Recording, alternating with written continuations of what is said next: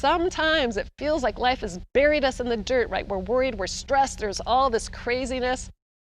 When in reality, we've been planted with an opportunity to grow.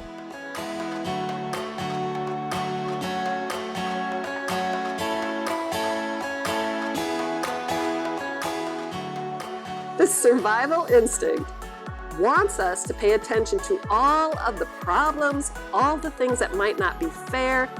And as soon as we have that uncertainty, that feeling of losing control, that survival instinct kicks in and says, oh, you know what?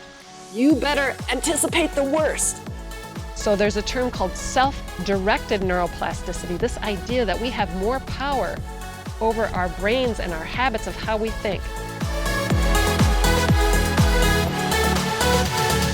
Use them in our life, in our busy day, at work, at home, and help clear up some of that fog. Because when we can increase our positivity, we see the world in a different light. We see more of that boring good stuff. That if you again can see with more positivity, using your strategies, we can see that positivity, it really is a choice.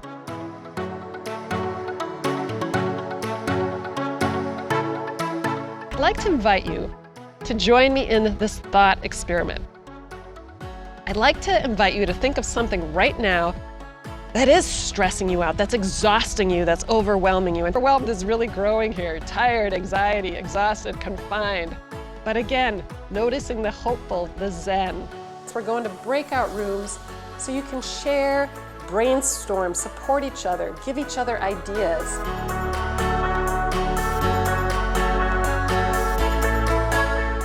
And you know what? You don't need any special equipment. You don't need a membership. You don't even need an app on your phone. And unless you get really carried away, very few side effects.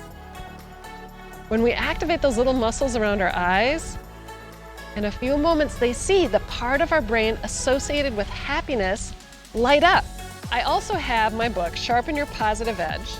This is not a book to read. This is a book with 80 short positivity tips.